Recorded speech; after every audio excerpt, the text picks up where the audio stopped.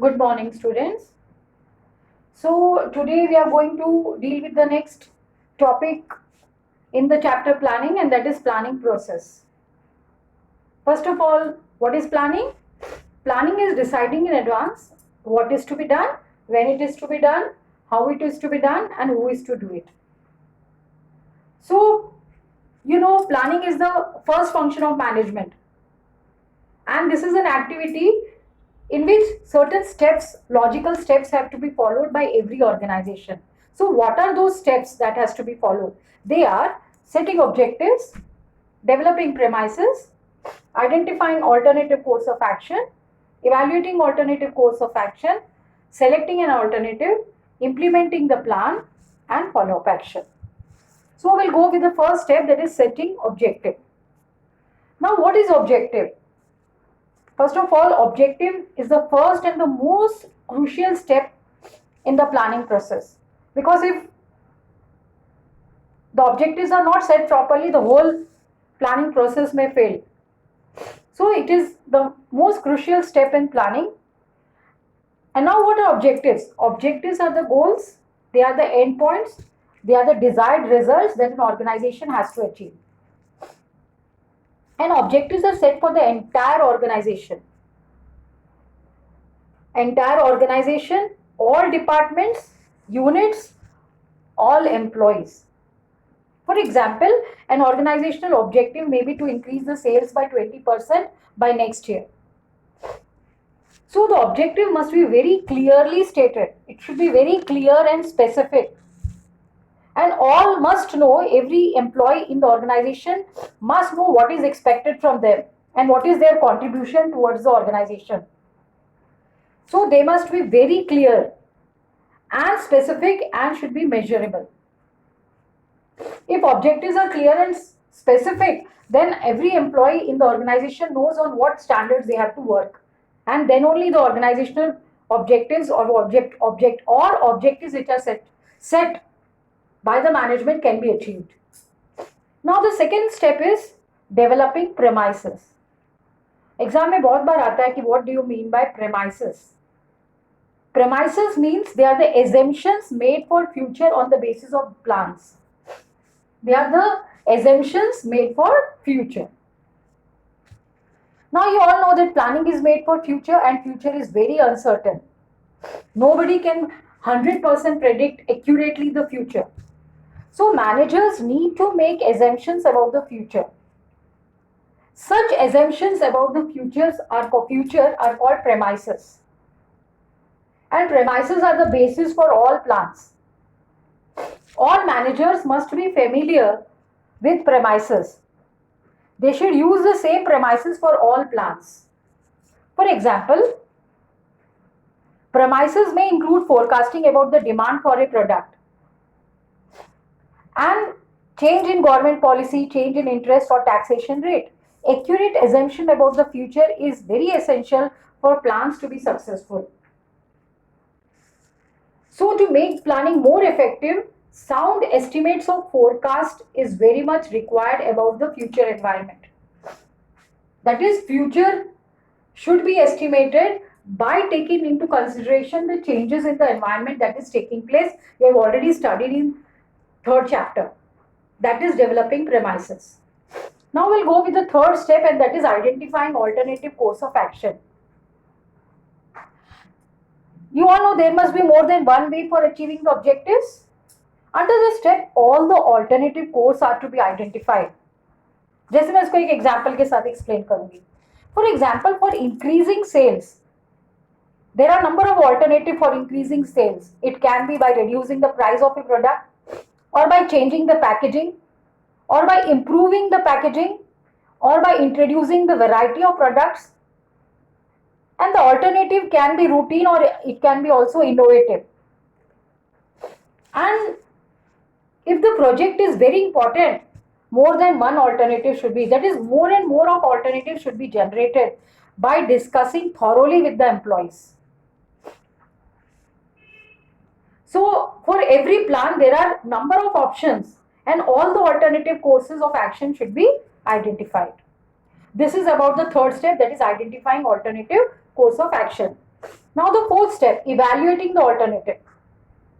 Now after identifying the alternative, each alternative must be evaluated. That is, their pros and cons, their positive and negative points must be evaluated. You can say that is, the alternatives are evaluated in the light of their feasibility and consequences. For example, you can say that is, all alternatives should be compared and evaluated in the light of feasibility, how feasible they are, cost, their benefits, etc. That is, what are the benefits from different alternatives, what are the cost that is going to be in different alternatives, how feasible the different alternatives are. That is evaluating the alternative, their positive and negative points. Then after evaluating the alternative, the next is selecting the alternative. After evaluating, the best alternative has to be selected. The alternative which is the most profitable, you can say that alternative should be selected which is most profitable, most feasible, and with the least negative consequences. The alternative which is most profitable, most feasible, and with the least negative consequences should be selected.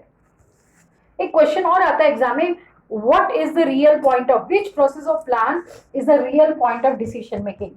Selecting the alternative is the real point of decision making. Decision लेना पड़ता है ना, इतने सारे alternatives में एक best alternative को select करना पड़ता है. So it is the real point of decision making, that is selecting alternative.